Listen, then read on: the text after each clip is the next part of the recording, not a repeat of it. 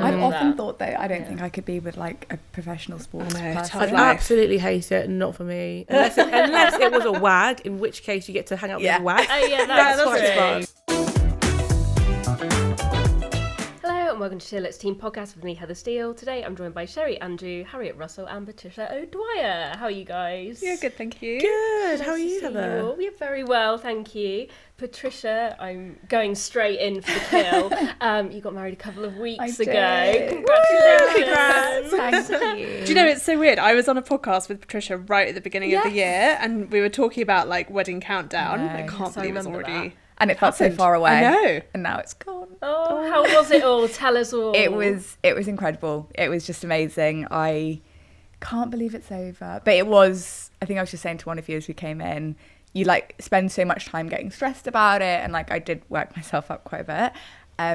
And we were like, I just really hope it's worth it. Like, really hope it's worth the money. Really hope it's worth the stress. And it was worth it. It was amazing. Like, it was just everything I dreamt of. You look beautiful. I mean, you always were going to, but yeah, I loved your dress. It was amazing. I'm so curious to know if people like expected the dress or not. Mm-hmm. I said to my husband, I said after the wedding, I was like, is this what you thought? And he was like, I didn't really think about it, but I think if I had thought about it, I probably should have guessed a big sleeve. And I was like, yeah.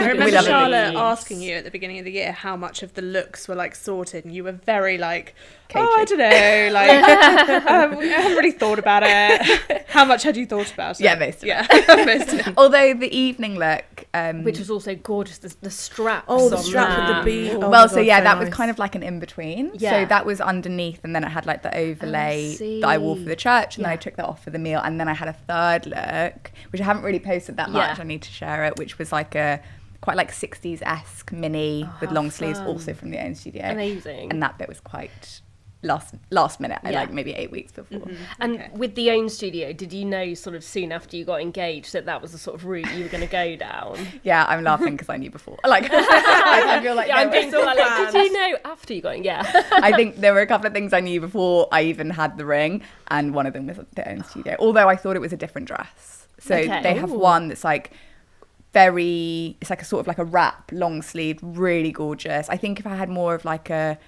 city wedding maybe, but when I went to try it on, I was like, yeah, it's the dress, it's amazing.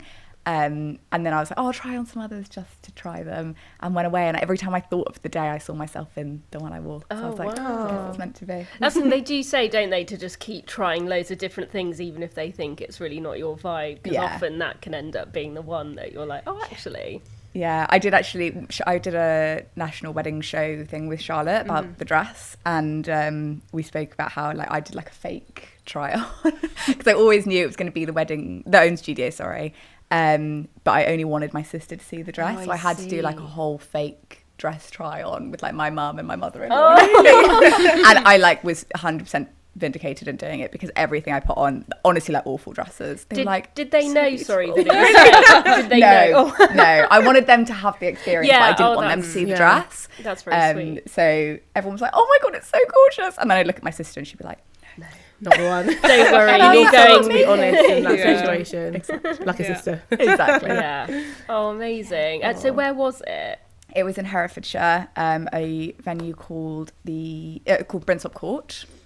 Herefordshire is where my husband's from. So, and he's like born and bred, his whole family live there. He's got 4 grandparents, so it made sense, whereas I'm a bit of a nomad.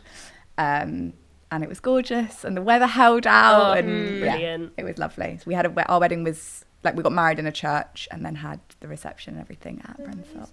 And how much did you spend time-wise choosing outfits for your daughter? That again was really last minute. I ordered something that I thought was the one, and then I wouldn't recommend planning a wedding with a 1-year-old. What kind of role did she have in the day in the end? Well, she was a flower girl. We had a rehearsal a couple of nights before, and she like walked down the aisle really well, and it was gorgeous. And then on the day, she absolutely kicked off. I think I've only ever seen one little flower girl actually do the job. Actually nail it. Yeah. So she was carried down by my sister-in-law. She still went like with everyone, so it was very cute. And then she was in the church the whole time, but it was actually quite good. They had a little sort of like reading corner at the back. Oh yeah, I've seen those. So every so often you could like hear her squeak, and we were like, But no, she was very cute. And then she came to the drinks, and then she went off, and we could enjoy the evening. Oh, amazing. Nice. How was the next day and everything? Did you do anything? We did a barbecue the next day, nice. which was and I'm really glad we did. It was actually sort of like a 3-day thing. So we had a rehearsal dinner on the Friday night for like family, immediate family, and bridal party, which was really nice. And I made a speech that night. Oh, great. And my father-in-law did. That's a good idea, actually, because I know lots of brides like to make speeches now. Great idea. But yeah, if you're a bit...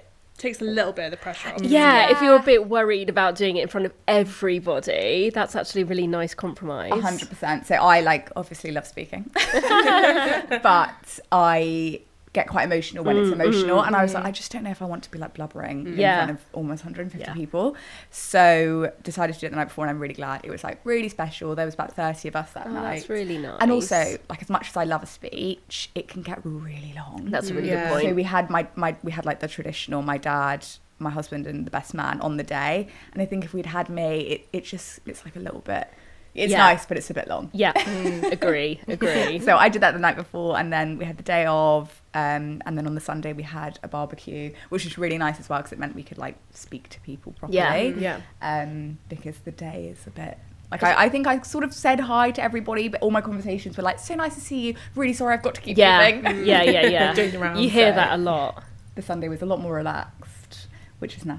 Great. So any other tips for future brides, people who are planning I was actually thinking about this on my way in, because I had a feeling we might be having this conversation. Oh, yeah. Whether you like it or not. Well, I like it.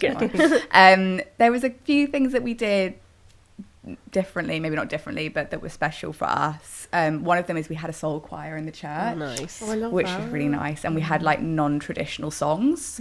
So I walked into Godspeed by Frank Ocean. Nice. And then while we were signing the register, we had Day One by Hon, which is like our song, and we actually did our song then instead of the first dance. Oh, that's nice. And then This Will Be an Everlasting Love to walk out. So it was kind of like, it felt like it really set the scene of the day. It was like a bit more, I don't know, a bit less formal, a bit more jubilant. It was I like more that. joyful, surely, especially walking out Exactly. to that. Yes, it was very fun. So that's one thing. Obviously the speech the night before was really nice. Another thing which our priest suggested, and I love it, and I think everybody should do it if getting married in a church, is I was like, what happens when you walk out? And then I'm like, they walk out and then they walk out again for the confetti. So like, where do people go? And he was like, yeah, so you walk out and then you come around the back and like hide in the kitchen. And he said, we were just in there like, glamour. Making a coffee. What we did, as he suggested, was we actually, the day before, we went and put a little bottle of champagne in the kitchen. So we just had like a little sort of 5-10 minutes, because it takes ages for people to get out. Yeah. Just the two of us being like, we just got married. Oh, that's such a nice idea. That was really nice. Little secret toast. Yeah, exactly. And it was just kind of like the calm before the storm a bit. Yeah.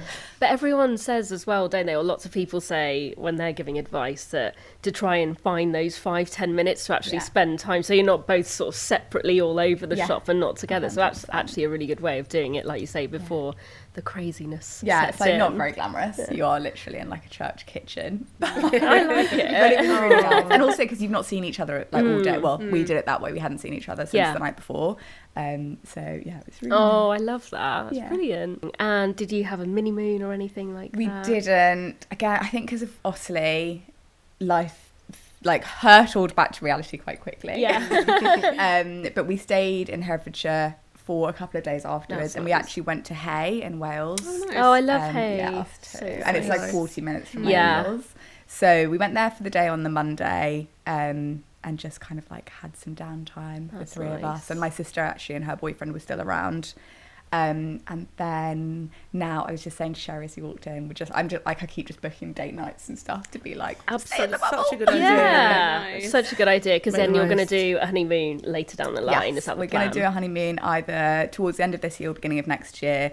Logistics of not taking Otley needs some consideration. Of course. But we actually did, and I think I said this last time we were on the podcast, instead of a registry, because we've lived together a long time and don't really need stuff, we did donations to a charity and contributions to a honeymoon if people wanted to. Yeah, brilliant. So now I really want to book it as well because people want to know. Sherri, you've been away recently. I have. Jet setting. I just got back yesterday. I went to Roskilde Festival in Denmark. How was it? I've always wanted to go to Roskilde. Oh, really? Honestly, Heather, so good. I cannot recommend it enough. I was so sad when all of my friends went to Glastonbury and we didn't get tickets. I was like, oh. And then we went the next week. So, yeah, it was so fun. It's one of the biggest non-profit festivals in Northern Europe. And I think it's got like half the amount of people of Glastonbury. So you still get that really fun community vibe, but it's like on a much smaller scale. But the acts are still just as good. So the headliners this year were Lizzo, Kendrick Lamar, Burna Boy, Blur, Rosalia, Rima as well was there. So it was such a good mix of like lots of different genres and artists. And it was just so fun. Like we were there being like, oh my God, I want to come back every year. Such a feel-good weekend. Amazing. Is it one of those where it's like you stay in the city and then just go out for the day, or were you sort of camping there? So we camped, which I haven't camped at a festival since I was like 17. So I was like, oh, this is going to be an experience. And what are the logistics? Because obviously you're in a foreign country, so you take all your camping equipment. No, so with you? I think a lot of people go from overseas. They have a scheme where you can rent all your stuff there. Oh, that's so cool. Which is so good. That's Arriving really good. And your tent is already like erected. Yes. And your sleeping bag, everything's done for you. I've paid to do that in the past. I think the last festivals where I camped a good 5-6 years ago now, I realised that actually, you could pay and just arrive and it's good to go. Yeah, game changer. Honestly, such a game changer, and not having to like take it down or like it can be quite wasteful. A lot of people throw their tents away, but all of these get reused every single year, so it's very sustainable. So all of that stuff is catered for. So all you need to bring is like all your stuff. I didn't really bring any nice clothes with me. I was like, I'm just gonna wear t-shirts, shorts, and like really old trainers, which was good because it rained quite a lot. But it was one day was really sunny, the next day was rainy, the next day was really humid. It was a whole mix. So I bought stuff for every eventuality. But I cannot recommend it enough. The Danish crowds, let me tell you, they're so chill, so nice, not a fight in sight. I bet. Honestly, compared to like some UK festivals, which can get quite rowdy. Honestly, it's why I stopped going to a lot of them. I think the last one I went to was like Love Box in like 2019. I'm gonna say. Oh yeah. Mainly because I understood that was going to be quite a young festival, but Childish Gambino was headlining, and This Is America had sort of just come out, so I was very keen to go and see him. But what's it called when those kids in the crowd who are usually on MDMA or something? It's like mosh. No, it's not moshing. They do this thing where they like try and clear an area by like literally like body slamming people. Oh yeah, that is kind of a mosh pit circle, to be honest. Yeah. It's like, I'm sure it had a name that my friend at the time told me, because I was just like, what is this kid doing? It's not, and my friend fun. at the time, who was like 6'3", she literally just got this kid by like the scruff of the neck and like pulled him back and was like, stop it. And I was like, we're definitely the oldest people.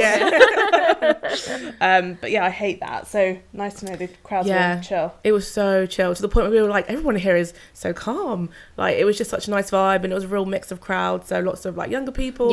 And then we were watching Burna Boy, and there was a woman in front of me. I honestly think she was about 85, and she was just like dancing at the front, awesome. and everyone was just like having the best time with each other, and people were really friendly. Like lots of people were like, oh, you're from the UK, like that's so cool you're here. So everyone was so friendly. It's just a great vibe all round. So nice, because I'm the same kind of like.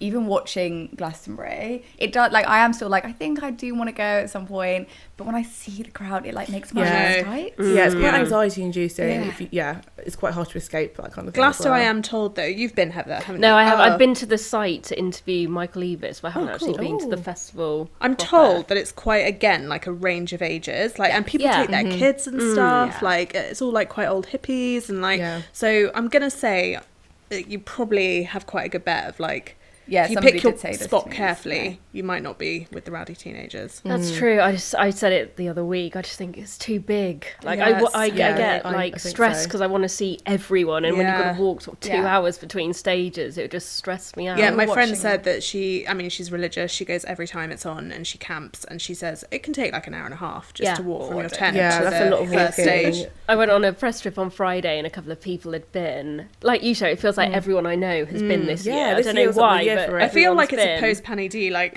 let's get go back for out it. and live But feeling. they said, I've heard somebody else say they were like averaging 40,000 40,000 steps a day. Yeah. That's a lot. Yeah. That's a lot. I just think like we watched a lot of it obviously on TV, and I just think there's like sort of a point in the crowd where I'm like, surely if I was there, I'd prefer to be here, because I don't know though, people I totally agree with you, and I see where you're coming from, but every time I ask someone who has had that experience basically where they're like 50,000 rows back, they're like, no, it's amazing. Yeah, I guess you've still got the energy. You're with like-minded people. I'm saying this, I'm still like, I'll be on there next year. Yeah. But sometimes you just want to sit down. Like, I wish I had a chair right now. I know, I don't know if I have the stamina anymore for it. One-day festivals, that's where it's at. If one you're day worried. love a one in day, London. Yeah. Absolutely super. Home to a cup of tea. I was such a field day enthusiast. Oh, me back too. in the day. Yes, I used to go every year. Harriet, have you been up to anything much recently? I actually just had like the calmest weekend for the first time in like 8 weeks, and it was so nice. I was just in my garden doing my veg bed, like loving life. It was really nice.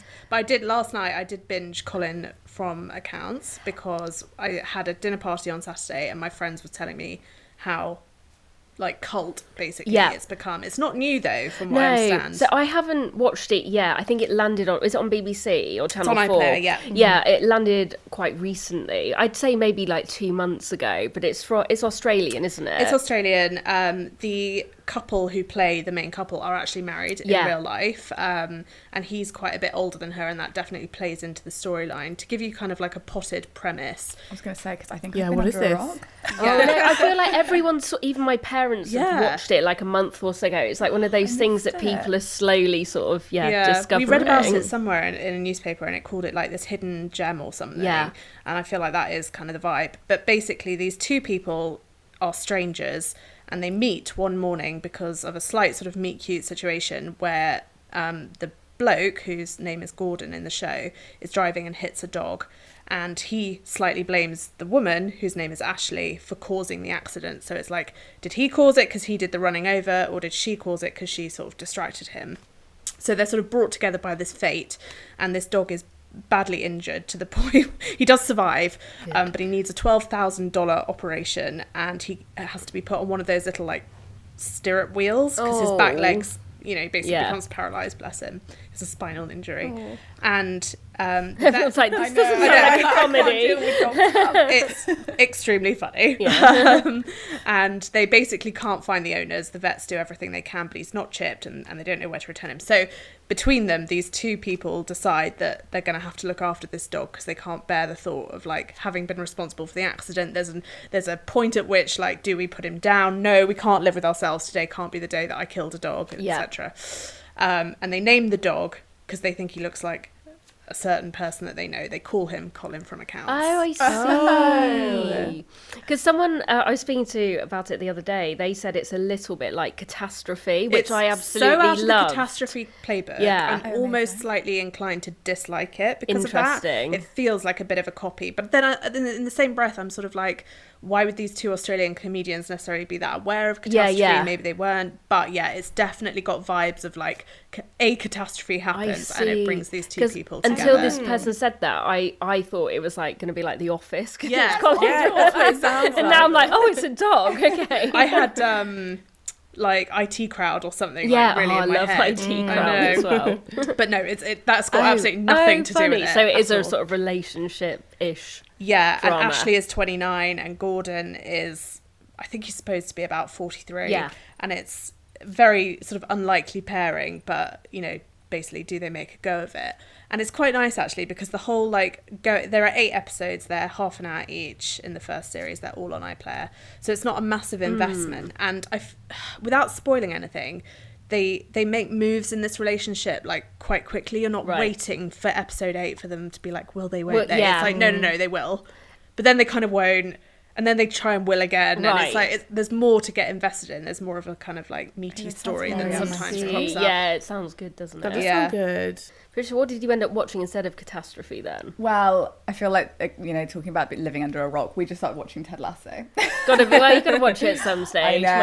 Might as well last time we came on, we spoke about Yellowstone. We and did. Then obviously Succession. We also love a cooking show, so we got quite distracted by MasterChef. Yeah, and then we were in a void of what do we watch? And I literally couldn't think of anything. And then my my husband always makes fun of me because I'm always like, everybody says this is really good. Everybody's watching. He's like, is everybody? And I was like, everybody said Ted Lasso is amazing. And literally, first episode, I think you guys have all watched it, haven't you? Yeah. And we were both like, oh my gosh, yeah, we love it. Harry is like, just wait for a series. Well, my feelings around The Office have been vocalised, and I will I'll say not everyone agrees with me, so fair enough. I thought seasons 1 and 2 were great. I thought season 3 was some of the worst television I've ever seen. I didn't Do you know what watch though? it. We're only 7 episodes in, and I'm feeling quite stressed about how good it is because I'm like, this is not sustainable. Yeah.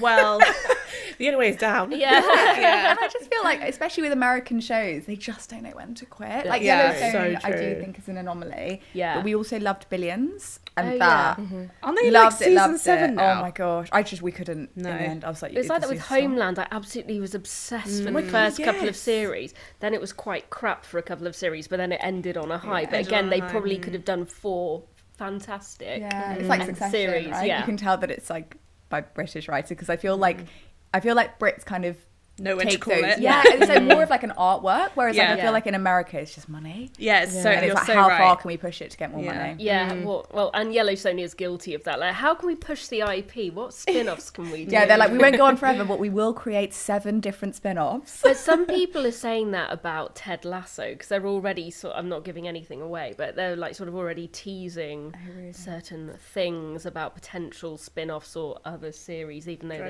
they've said it's the end. So I mean, easily one of the easiest mistakes they made in the last season was going from 20-minute episodes to 45. yes, I heard, again, I Wow, didn't that's quite a watch it, jump. but lots It's a massive jump. Lots of critics were like, it's It's gone so from being a unnecessary. punchy Yeah. comedy series to It's like now a so drawn dragged out. Yeah. Heather, have you been watching anything good? Or The reading? only thing I've been watching recently, which it's like all of these sports documentaries, I'm always like, are we watching that? Okay, we're watching that when my boyfriend puts it on. And then I end up obsessed and absolutely loving it. But we watched the Tour de France Unchained Netflix documentary, which I think it came out about 3 weeks ago, and it's like sort of Drive to Survive and all those other ones that Netflix has done, where it followed the whole Tour de France last year. But it's just so cleverly done.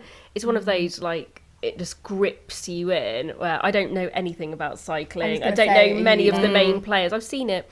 My boyfriend does tend to watch it every year, so I've kind of seen a few bits on TV, but just don't really understand how it works. I've already, the only thing I know is like what the peloton is, and I'm like, cool. But no, it's one of those where you just learn about the main players so quickly and their individual struggles and how different stages of the race happen and what's happened in previous series. And yeah, it all sort of like comes together, and it actually ends up being like super exciting. So would heartily recommend each episode. It's not sort of chronological, which I quite liked. So it wasn't like, right, this is stage 1 and then ends on the Champs-Elysees or anything like that. It was all focusing on different rivalries, different teams, different stages of the race. But what I loved about it is that even within those individual sort of rivalries, it never showed the actual outcome of those stages, so then it could later dip into a different thing going backwards, and it hadn't spoiled what happened, if that makes sense. Kind of reminds me of The Last Dance, how that's Oh not God, I particularly loved linear. that. Yeah, So and I good. loved that they would like hint at this one thing, Yeah. and then like 3 episodes later start to refer back to that. Exactly, because Yeah. it could so easily just be like, here's how it all played out, sort of stage by stage. But no, it's very, very effective. It's only, I think it's 7 or 8 episodes. But yeah, again, And is each one an hour? yeah, exactly. I honestly would really recommend it. I like Drive to Survive and Formula One. I just got like super hooked into And it. how much does it delve into like the controversies behind Tour de France and cycling in general? It doesn't really focus on doping too much because they like to think that's not really part of the sport anymore. But weirdly, one of the sort of directors of one of the cycling teams was a proper doper back in the day, and he speaks about it really sort of openly about why he then wanted to start his own cycling team, because he basically wanted to sort of atone for what was happening in cycling when he was in it. So that was really interesting. And again, like Drive to Survive, it's not just the cyclists, it's like these bosses who are all, brilliant madcap and everything. They've all got their own styles, their own sort of hopes and dreams resting on their riders. And I mean, I have got just nothing but the hugest respect for those cyclists, because you see some of the, like, people die doing it. Like, they're literally just, I think one of the bosses explained like, it'd be like doing like 120 miles an hour wearing a piece of, paper, because they just don't have any protection. They've got their helmet. The crashes always do look really nasty. They're wearing the thinnest lycra going, and it's some of the perspectives they have, like when you see them going down these mountains, these wacky corners, they're doing like 140 miles an hour. Wow. It is like it's pretty dangerous. And they do speak quite openly about the fact that because they have to be super slim, and they do have to be like super regimented with what they eat, especially in the lead up to like races. And I can remember Bradley Wiggins' wife around the time of the 2012 Olympics and stuff, and he was doing so well. And obviously they're not married anymore, but I can remember they did like a documentary where they sort of followed him at home. And his training regime's obviously like insane. And I can remember they asked her in like a VT, like, what's Bradley like? And she said, "What do you mean, Bradley, my husband, or Bradley Wiggins, the cyclist?" Because Bradley Wiggins, the cyclist, is a bit of an arsehole. Really? Yeah. And I remember thinking like, that must come from this having to be so regimented. Like, no, can't go with the family to this thing this weekend. Can't go with you here. Can't help with the school run. Can't do anything. I've often thought though, I don't think I could be with like a professional sports person. I absolutely hate it. Not for me. Unless it was a wag, in which case you get to hang out with a wag. Oh yeah, that's fun. But it's just, I think it's the combination of the training and all of that, but also then the like I couldn't deal with losses. I think I would find that so stressful. Yeah, and it does play a lot into that. You see some family members like Geraint Thomas, who's one of our great cycling hopes, and he obviously has won the Tour de France before, but you see his home life a bit, and his wife, and she's, there's one stage where it looks like he could win, and then she's sort of, speaking about, not about him being dreadful when he's lost or anything, but just like she's just obviously hoping so hard that he wins, because it must injury just be devastating. Like, I remember our icon of life, Olivia Atwood, saying that she found it really hard because Bradley Dack, her now husband but long-time boyfriend, has had quite a few injuries in his career. I feel like he's always got an injury. These clubs keep signing him, and then he's out for like 6 months. They obviously have to keep paying them a salary. So it's a bit of a bummer. And she gets on her excellent reality show. I would highly recommend if no one's watched it yet. Sherri and I devoured it, didn't we? Yep. So I feel like she can do no wrong. No, anything she puts out, agreed. Give me more. But yeah, you see it like firsthand on that show, like how stressed she gets over the fact that like, surgeries aren't successful, or like she'll be watching a match and he goes down and she's like, fuck, what now? Tough life. Yeah, definitely. But no, would heartily recommend, again, even if you don't care about cycling, it's one you can get absorbed in. I felt like that Drive to Survive. So exactly. But there's also the tennis one, which I haven't seen. Is that called Full Swing, or is that the golf one? Breakpoint. Yeah. It's really difficult for me to give like an impartial opinion because, and this sounds really wanky, but I know quite a lot about tennis. I'm a big fan, and I felt like for someone who knows a lot of stuff about it, there wasn't that much in it that I knew. And obviously they show a lot of match footage, and I've seen most of those matches, so I kind of know how it turns out, so the tension's kind of lost. I was kind of interested because obviously Wimbledon starts this week, and I was a bit like, maybe I should just watch it all just to kind of get back up to speed. If you don't know a lot, like, I'm sure you would take much more away from it. So apart from Harriet, because you will be watching Wimbledon, will either of you be watching? Is that your thing? Yeah, I'm like... Or going? Not. I would love to go. But I will probably watch it. I just I love the vibes. Yeah. Me too. It's so fun. I'm like probably the opposite of you in terms of like, know nothing, love the vibes. Just like, so exactly I'm the same. That's what I love about it. It's just such a like sword. And I grew up playing tennis, and my dad loves watching tennis, so it's always sort of been around. I've like weirdly never sort of got into it, but I just love it. Yeah, me too. It's so fun. I think it's used to be a ball girl. I was back in the day. I know we mention it every year, but it's still a fun fact I love about you. Is that because you lived locally? Is that a thing? Well, so so the actual proper ball girls and ball boys get chosen from like the local schools, and they're like children.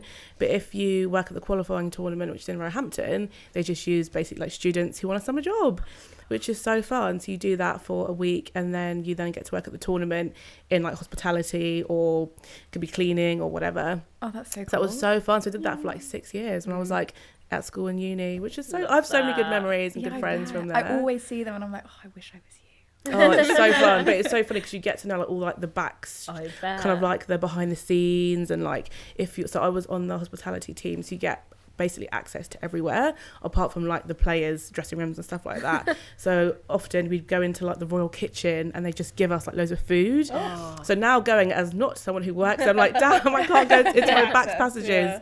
Exactly. But yeah, such a fun day out. Did you ever get like hints about who was a diva and who was nice? And oh yeah, definitely. So who's the worst? The worst was some of the lower down players. Yeah, all of like the top people. Me. Like Djokovic I actually tripped him up with a Hoover once, and he was so lovely. Oh, good. I was so sorry.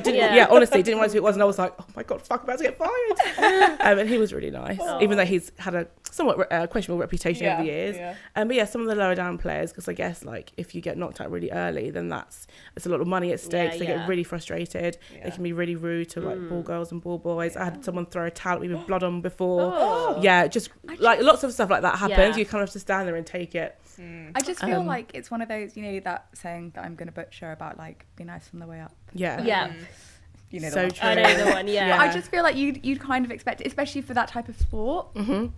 I find it really upsetting to think that people aren't just lovely. Exactly. But I guess like for them, that's their life. Their life is their career, it's their livelihood, so they take it so seriously. And it's such an expensive job to do. That sounds like a weird thing to say, but like every time you hear about like, oh, so and so's got like a loser's paycheck for 43 grand, and you think, God, that's more than I make in a year. It's like, but they have to pay their agent, their physio, their coach, all their travel expenses. Like I bet what comes, and you see like on Wikipedia or whatever, like 6 million in prize money over the course of a 5-year career, and you think, I bet they saw like very little of that in the end. It's true. It's true. It's the sponsorships, like all sports things, sponsorships at the end. Right, anyway, lots of telly chat. You've got some features, articles we're going to discuss.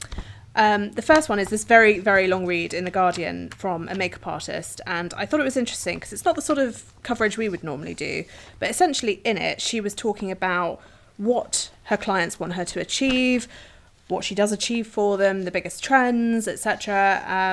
And the first sort of instance she talks about is revenge makeup. Apparently is like a big thing that her clients want. So they'll come in and they'll say, I have to go to my ex's wedding, or like I'm going to this festival and he's going to be there, or I'm going to see my mother-in-law who I've not spoken to for like 4 years. I need to look amazing because otherwise she'll nitpick at me or whatever. And so she says, that's the kind of makeup that she kind of is like an expert in. So she says it here, it's smooth poreless skin, glowing highlights, subtle contour, thick brows, fluffy lashes, soft glossy lips. Try to balance and correct less desirable eye shapes, give them more flattering foreheads and the illusion of an oval face, take a fine stiff makeup brush and blot out minor wrinkles. And it goes into like such intricate detail about like how she translates every desire from her client into what she actually does. So it just got me thinking a bit about like, because the other thing she really goes into as well is how like people's style changes over time. So she'll be doing like red lips and eyeliner on someone for years, and then they'll just turn around and be like, I want no makeup. And it's like, that is literally going to change your personality almost, because it's going to change so much about how people perceive you. So I was thinking about like who was going to be on this podcast, and like I was thinking, right, so Heather's like very often got like a dark eye on, and she's very often got like a red lip. I wonder how long she's worn that for, and like whether she'd ever switch it up. I was thinking about Sherri, and I was like, Sherri's thing is skin and brows. The brows, skin and brows. I'll take it. And I used to wear so much more makeup than I do now. So yeah, I thought we could chat about it. Yeah. Fascinating. I love the idea of revenge makeup, because you often hear about like the revenge dress, like, or like the outfit, but makeup, I love that. I know. What a good idea. I'm down for that. I would definitely do that if I was in a similar situation. Do you do the same thing every morning, or do you switch up? Because I think, Heather, you although you have like signatures, like eyeliner or whatever, very often you'll wear like a different colour eyeshadow each day, or like... Yeah. I think that just... I'm wearing this pink... Victoria Beckham eyeshadow. It's one of those sort of like pencil sticks. Yeah, I love those. It looks so only nice. Wearing it because I got given it by Becky kindly. I like grabbed it out of a box of stuff we could have. Didn't realise it was pink when I grabbed it. But yeah, I was just like, oh well, pink and brown, that kind of goes. So I've just been using it. But I'm actually really impressed with it because it kind of stays on all day. Good. And it's quick, I think, is the other thing that's really appealing. I've got... Everyone thinks this about themselves, of course, but I haven't really got eyelids. Like, I've got strangely shaped eyes, like your makeup artist was saying. And so I really struggle with putting eyeshadow on, because like basically you can't really see it.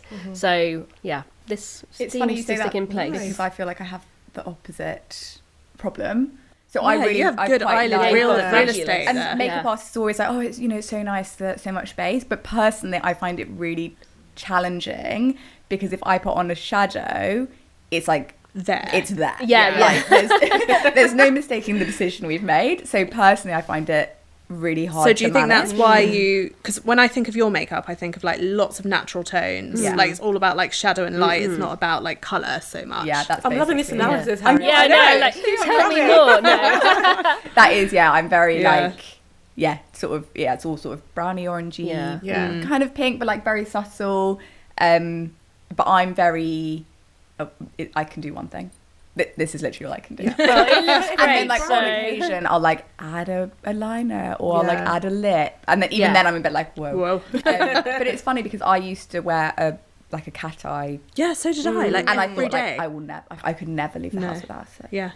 But the only thing for me is brows. Like if I wear no makeup, I have to do my brows. As long as they're good, Isn't that just a societal thing though now, I think? Because I feel like, you're just saying about the eyeliner thing years ago. I feel like 10 years ago, even if I had to go to the shops or something, I'd definitely put a quick bit of makeup on. Me too. Whereas now, I really don't care. No, Often I don't. at the weekends, I don't wear any makeup at all if I'm not really doing too much. Or even if we just go to the pub on a Sunday lunchtime, I'll literally just put some lipstick and brow stuff on and that's it. I think it's probably an age thing, isn't it? Like you just get more confident in your own skin and the way you look, and obviously your appearance doesn't change as rapidly as when you're going through like puberty and stuff. So I think I just got to a point where I was like, I don't really care if like some bloke in the corner shop thinks God, her dark circles are a bit much today. Like he's not even thinking it anyway. Exactly. Spoiler alert. Maybe that's it for sure. But I was the same at uni. We were in halls and I remember thinking like I can't go down to like get food if I haven't got makeup on. Same, definitely. Now, so funny. I don't really care, to be honest. No. But I like the idea of a signature look. I was gonna say, I think you have quite a signature look, which is quite like clean girl aesthetic to me. Yeah. Thank you. Is that what you'd agree with? Yeah, I think I switch up the products I use quite a lot. Like often I just wear like concealer, no foundation. I switch it up depending on the weather and stuff. But I like having a cool look. But I used to wear so much eyeshadow. So my palettes, I'm like, oh God, they probably need to throw them out now. So I don't really wear them. Only because like I just can't be bothered to put it on. It's quite it's an effort, isn't it? It's an effort, I wonder what my revenge look would be. Yeah, what would your revenge look be? Yeah, that's a good idea. I feel like though mine would be the no makeup look, like no makeup. Yeah, I just want someone to make me look naturally the best version of you. I feel like I'd want like Patty Dubroff or someone to do it. She does Margot Robbie's makeup, and I've been following the Barbie tour religiously, and I just think every time she comes out, like she did Sophia Richie's wedding makeup as well. That look flawless. One of my best friends did my makeup for my wedding because I hate having my makeup done, apart from if I really, really, really trust the person. And I just was like, made me look like Sophia Richie. Literally that's the brief. What was the other story you had for us? So the other one was a bit more it was less, I suppose, frivolous in the sense that it was about quitting. So basically this woman called Julia Keller has written a book and it's about her experience of quitting grad school.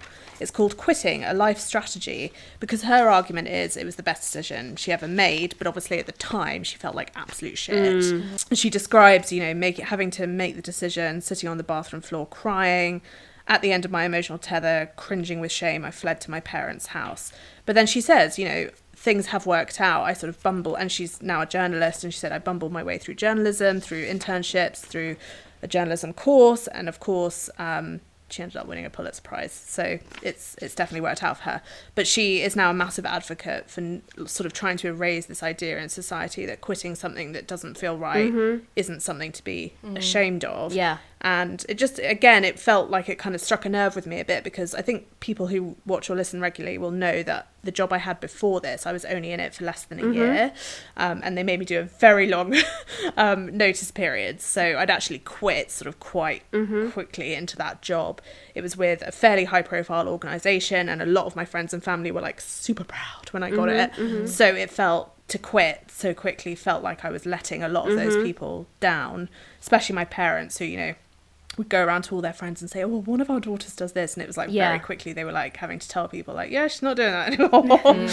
And tell them that I was coming here instead. So yeah, it feels very relevant to my own life, but obviously I would say the same thing, which is like it's definitely worked out for the best. I don't know how I would have done that job in a pandemic.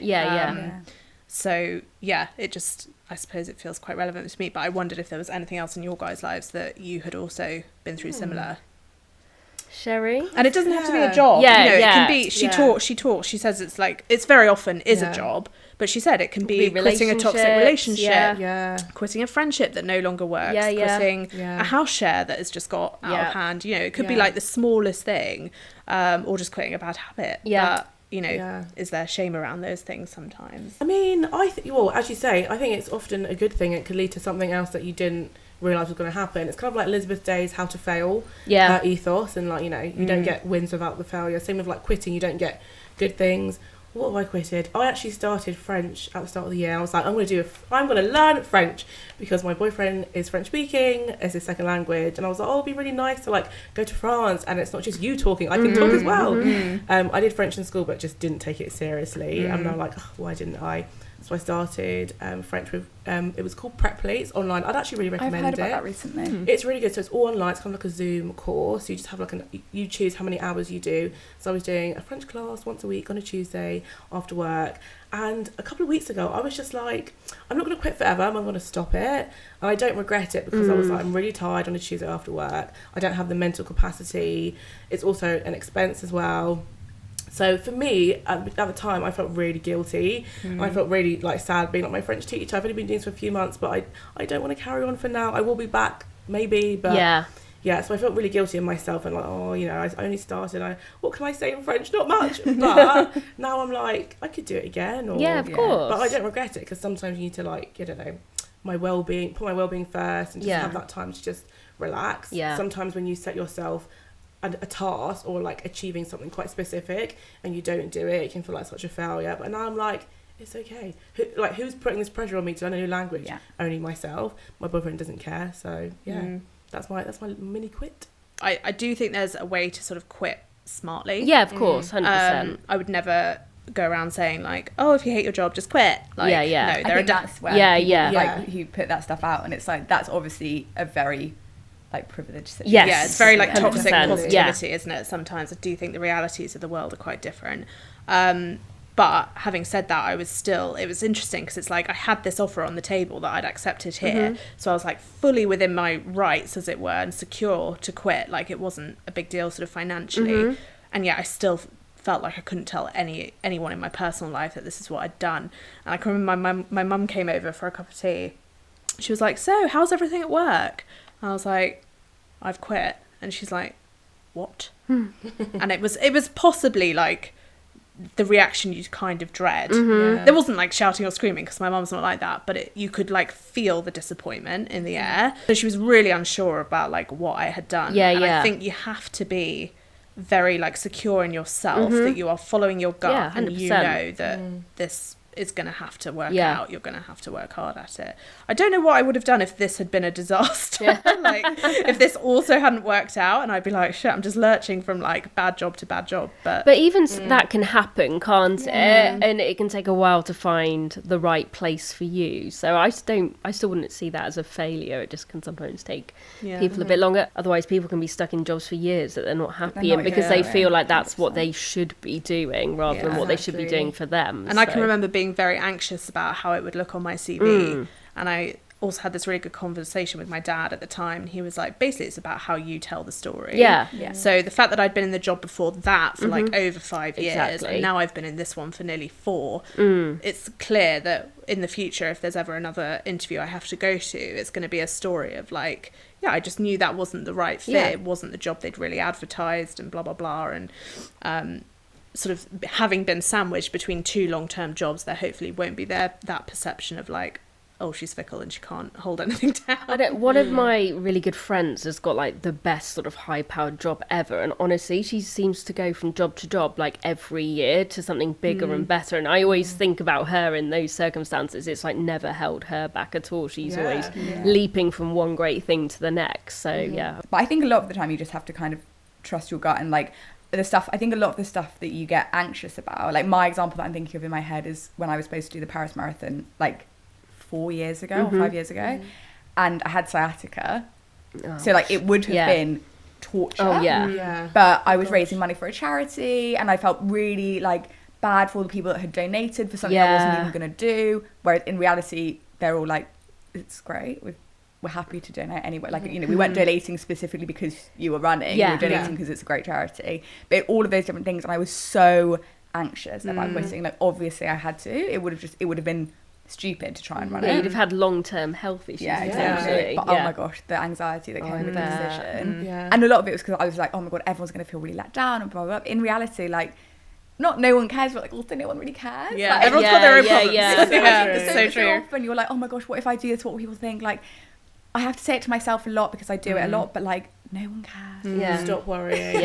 Like people aren't living their lives wondering what you're doing and worrying about what you're doing. I think you have to remember, like, how many nights do you go to sleep thinking about like someone else in your life? And that's not to say like there aren't people in your life you worry about, but on the whole, like periphery friends especially, like I don't go to sleep worrying about what's happening in their lives. There's so many memes, aren't there, that are like that one cringe thing that you did 20 years ago. You still think about every day. I promise no one remembers. No one apart from you remembers doing that bloody cringy I mean, it's like thing. what I do now. Like when I first started, so cringe. So cringe. And all my friends are like, what are you doing? Like me to my 300 followers being like, this is what I'm wearing today. They're like, no one cares. No one cares. I always think... But here we are. I was going to say, someone did care. Quite a few people cared. And also, I always think that with influencers, it must be so hard, or not influencers, but people doing that kind of job, it must be so difficult to start, because you've got to start somewhere. But you just got to, I guess, block people out and just do what you want to do, and eventually everyone else will catch up with how fab you are anyway.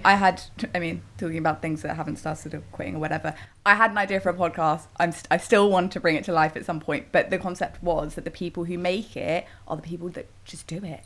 Like a lot of the time, the difference between it happening and not happening is that someone did it. It's so true. And other people just thought about it. So just do it. Job. No, just do it. If it feels right to you, it normally is. And if it's not right, do something else. And also you'll figure it out exactly.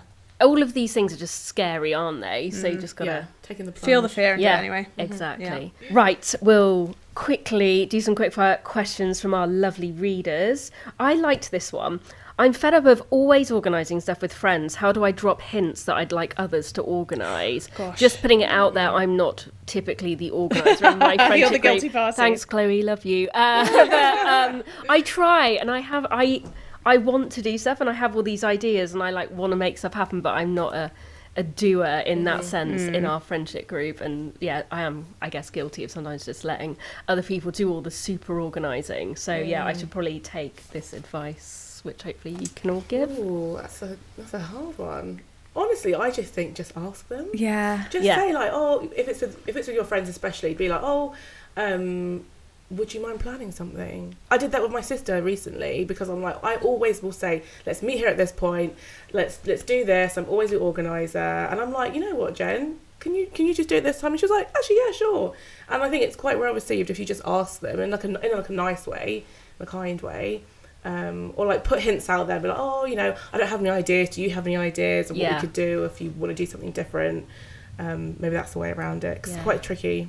Yeah, maybe it's like one of those things where they think that the person who's doing it loves it. Yeah. Like I think my husband and I host a lot, but honestly it's because we love hosting. Yeah. Like we're like, oh, if we could do something, like let's do it at our house because we love doing it. But maybe she needs to say, or they need to say that, maybe it's a cost thing, like maybe it's costly to do it, or maybe it's like energy consuming. Just say like, hey guys, I've just been doing this, I'm just a bit tired. Yeah. And somebody else, like, maybe they just need to be said. Because everyone else in the group might just think that person wants That's to. a very good point. True. That's a very I good think you point. can wait as well until you're like at the event, like whatever you've organised or ended up organising, and you're there and like everyone's having a drink and it's more relaxed. Yeah. You can be like, okay guys, someone has to do it next time because this has been an absolute nightmare. And you can kind of play it off as more of a joke. Yeah. And then it's not so much like you're accusing anyone. It's more just like, I'm out guys, like I've tapped out here. Yeah. Okay, so final question then. I like this one. What's the item in your closet you've had the longest? We're always talking about that's a really vintage good question. and like looking after our clothes and buying well. But yeah, Patricia, what do you think's the oldest item you've got? I'm trying to think. And I guess when we say oldest, we're meaning like the piece we've had the longest rather than vintage item. For me, it'd probably be something really boring, like a pair of jeans. I feel like when I find a good pair of jeans, I'm like, we're in it for life. Yeah. And like weirdly, mine is like a Pull and Bear pair of jeans. I was going to say where from. Yeah. It's not the really expensive pieces, is it? Somewhere like I don't even really shop often, and I found them, I think, on ASOS or something. I actually think I found them for a fashion fix. So I'm saying I have them for a long. This particular one hasn't been that long, but it's definitely my jeans that last the longest. Because like I feel like when you find the fit, you can't let go. You've got that or like a blazer. Yeah.